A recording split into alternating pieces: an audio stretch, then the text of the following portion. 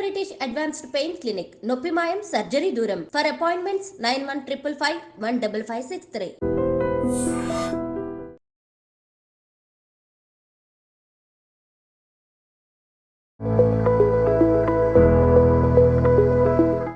అన్ని పళ్ళు మంచివే. అయితే పళ్ళు లేటుగా, మన దురదృష్టం ఏమిటంటే సిటీలో చెట్టు మీద నుంచి కట్ చేసిన తర్వాత వారం 10 రోజులకు కానీ మనకు పళ్ళు రావు. ముఖ్యంగా మనం తినే ఆహారంలో ప్రోటీన్లు, కార్బోహైడ్రేట్స్, విటమిన్లు, ఫ్యాట్స్ ఇలా ఉంటాయి. కొబ్బరిలో ఫ్యాట్స్ ఎక్కువ ఉంటాయి. అదే మిగతా పళ్ళల్లో ఆయిల్స్ తక్కువ ఉంటాయి. కార్బోహైడ్రేట్స్ చాలా పళ్ళల్లో చాలా మినిమల్గాను అసలు లేకుండాను కూడా ఉంటాయి. మనం తినే అన్నంలో, ముఖ్యంగా మన తెలుగు వాళ్లకు మనం తినే అన్నం కార్బోహైడ్రేట్స్ చాలా ఉంటాయి. ఇకపోతే ప్రోటీన్ శాతము చాలా తక్కువ ఉంటుంది. యాంటీ ఆక్సిడెంట్స్, తర్వాత విటమిన్స్ ఇవి పళ్ళల్లో ఎక్కువ ఉంటాయి. ఎస్పెషల్లీ పుల్లగా ఉండే పళ్ళల్లో విటమిన్ సి ఎక్కువ ఉంటుంది. అయితే మగవాళ్లకు వీర్యం కోసం అయితే దానిమ్మ పళ్ళు చాలా మంచివి.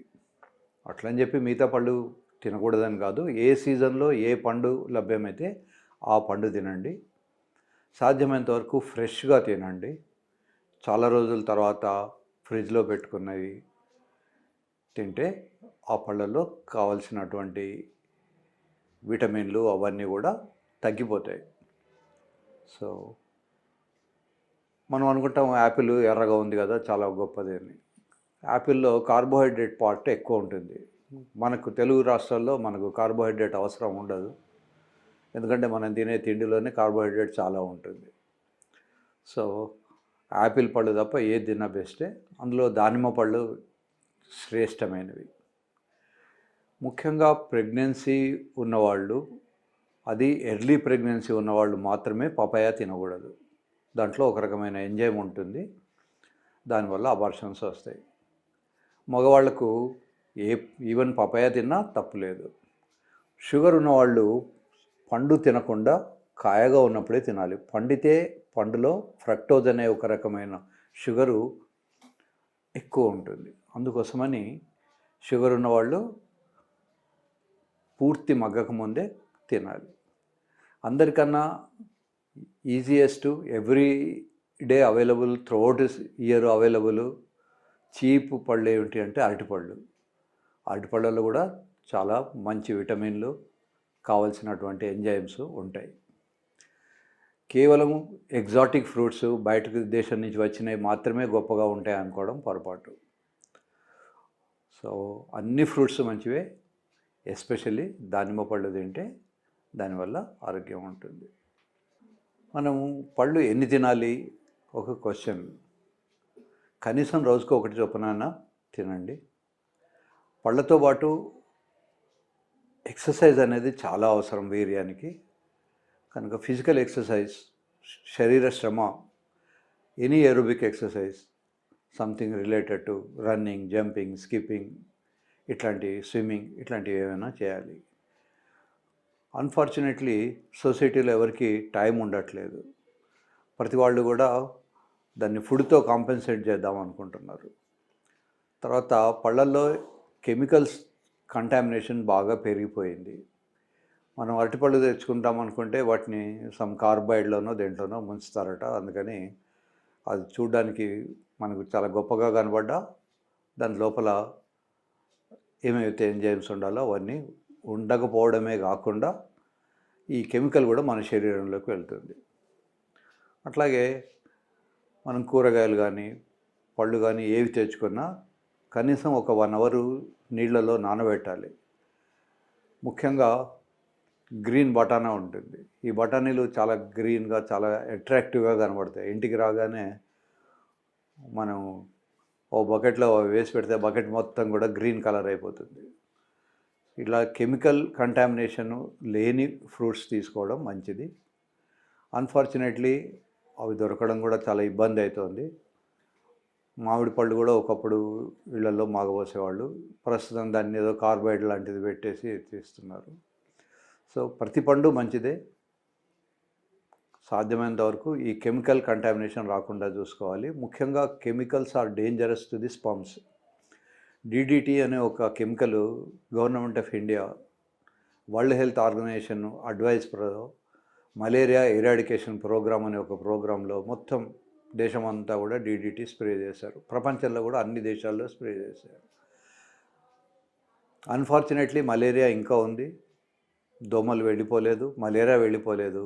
కానీ ఆ కెమికల్ వాటర్లో కంటామినేట్ అయ్యి పళ్ళల్లో చెట్లల్లో తిరిగి మళ్ళీ శరీరంలోకి వెళ్ళి మళ్ళీ భూమిలోకి వెళ్ళి అది సెమెన్ తక్కువ చేస్తున్నది. ఎంత తక్కువైందంటే సముద్రంలో వేల్స్ అని పెద్ద పెద్ద చేపలు ఉంటాయి, ఈ బిల్డింగ్ అంతా ఉంటాయి. అంత పెద్ద వేల్స్కు కొన్ని గ్యాలన్స్ కొద్ది సెమెన్ వచ్చేది, ఇప్పుడు అది కాస్త కొన్ని సీసీలే వస్తుంది. So chemicals are very dangerous, especially chemical inhalation. మన సిటీ చుట్టూ ఫ్యాక్టరీస్ ఉంటాయి, ఆ ఫ్యాక్టరీస్ నుంచి వచ్చే గాలిలో కలుషితం కూడా ఉంటుంది, మనం తాగే నీళ్లలో కంటామినేషన్ ఉంటున్నది, మనం తినే తిండిలో కెమికల్స్ ఉంటున్నాయి. కనుక కెమికల్స్ వాడని ఫుడ్, కెమికల్స్ వాడని ఫ్రూట్స్, కెమికల్స్ వాడనివి ఇన్సిస్ట్ చేసి వీలైతే ఫ్రెష్గా తీసుకోండి. ఇప్పుడు కొత్త కాన్సెప్ట్ ఏమొచ్చిందంటే ఫామ్ ఫ్రెష్ అని. మనం కారు వేసుకొని ఊరవతలకి వెళ్తాం, ఆ ఫామ్లోనే చెట్టు మీద నుంచి కాయలు తెంపుకొని వచ్చేసుకుంటాం. సో ఈ ఫామ్ ఫ్రెష్ టెక్నాలజీ మనమే సెలెక్ట్ చేసుకుంటాం, చెట్టు మీద కాయ కానీ పండు కానీ. So this a good concept. Unfortunately ఈ ఫామ్ ఫ్రెష్లో కూడా కెమికల్స్ ఉండే అవకాశం ఉంటుంది, కనుక మీరు కనుక్కోండి. కెమికల్ ఫర్టిలైజర్స్ వాడనివి ఏవైనా తీసుకోవచ్చు. మనం తాగే పాలల్లో కూడా పాలు ఎక్కువ వేయాలని గేదెలకు కొన్ని ఇంజెక్షన్స్ ఇస్తారు. ఆ ఇంజెక్షన్స్ ఇవ్వడం వల్ల మగవాళ్లకు మగతనం తగ్గిపోతున్నది. కొద్దిమంది మగవాళ్ళకైతే బ్రెస్ట్ కూడా పెరుగుతుంది. సో అమ్మాయిలకు ఉన్న సైజు బ్రెస్ట్లు కూడా వస్తుంటాయి, దీన్ని గైనకోమేషియా అంటారు. ఇలా రావడానికి కారణం ఏమిటంటే ఆ గేదెలకు ఇచ్చే పాలు. తర్వాత కొద్దిమంది జిమ్లో వెళ్ళినప్పుడు వాళ్లకు కొన్ని పౌడర్స్ ఇస్తారు, ఆ పౌడర్స్ మజిల్ గ్రోత్కు చాలా బాగా పనిచేస్తాయి. బికాస్ వాళ్ళు ఇచ్చే పౌడర్లో అబౌట్ 40% ప్రోటీన్ ఉంటుంది. అన్ఫార్చునేట్లీ దాంట్లో ఎస్ట్రోజన్ అనే ఒక రకమైన హార్మోన్ ఉండి వాళ్లకు మొగతనం తగ్గిపోవడం కానీ సెమెన్ తగ్గిపోవడం కానీ ఇట్లాంటివి జరుగుతుంటాయి. కనుక శరీరంలోకి వెళ్ళే ముందు దాని కంటెంట్ ఏంటి, దాని కాన్సిక్వెన్సెస్ ఏముంటాయి అని చదువుకొని వాడుకోండి. చాలా ప్రోటీన్ పౌడర్స్ కూడా సోయా నుంచి కానీ వే ప్రోటీన్ నుంచి కానీ వస్తాయి. ఈ రెండిట్లలో కూడా ఎస్ట్రోజన్ హార్మోన్స్ ఎక్కువ ఉంటాయి, ఎస్పెషల్లీ సోయాలో చాలా ఎక్కువ ఉంటాయి. కనుక మగపిల్లలు సాధ్యమైనంత వరకు సోయా డిరైవ్డ్ ప్రోటీన్స్ కానీ మీల్ మేకర్స్ కానీ ఇట్లాంటివి వాడకుండా ఉంటే మంచిది, ఎస్పెషల్లీ రిప్రొడక్టివ్ ఏజ్ వాళ్ళు. ఇంకొక ఫుడ్ కన్నా కూడా ఇంకొక డ్యామేజింగ్ పాయింట్ ఏంటంటే హీట్. అన్ఫార్చునేట్లీ ఇండియాలో 8 నుంచి 10 నెలలు వేడిగానే ఉంటుంది. మన ఎన్విరాన్మెంట్కు we are not suitable to wear underwear, దాని మీద ఇంకో వియరు, ఓ టైట్ జీన్ ప్యాంటు, ఇవన్నీ వేసుకోవడం వల్ల బాల్స్లో స్పర్మ్స్ ప్రొడక్షన్ తగ్గిపోయే అవకాశాలు ఉంటాయి. ఒకప్పుడు ల్యాప్టాప్ కూడా ఉండేది, కానీ ఇప్పుడు చాలామందికి ఎడ్యుకేషన్ తర్వాత ల్యాప్టాప్ వాడడం మానేసి ల్యాప్లో కాకుండా ల్యాప్టాప్ను టేబుల్ మీద పెట్టుకొని పనిచేస్తున్నారు. సో ల్యాప్లో పెట్టుకోవడం కూడా మంచిది కాదు. So temperature, fruits, food, exercise, వీటన్నిటి మీద కాన్సన్ట్రేట్ చేసుకోవాలి. మల్టీ ప్రాంగ్డ్ అప్రోచ్ అంటారు. సెమెన్ తక్కువ ఉంది, సెమెన్లో కౌంట్ తక్కువ ఉంది, లేదా కణాలు తగ్గిపోతున్నాయి, కణాల్లో కదలిక లేదు, ఇట్లాంటివి ఉన్నప్పుడు సింపుల్గా ఏదో ఒక ట్యాబ్లెట్ వేసుకుంటున్నాము అని అనుకోకుండా ఈ జాగ్రత్తలన్నీ తీసుకోండి. అవసరం అనుకుంటే మీ దగ్గరలో ఉన్న డాక్టర్ని కన్సల్ట్ చేసి స్కాన్ చేయించుకోండి. చాలామంది సెమెన్ టెస్ట్ నార్మల్ ఉంది కదా, మళ్ళీ ఇంకేం టెస్ట్ అవసరం లేదనుకుంటారు.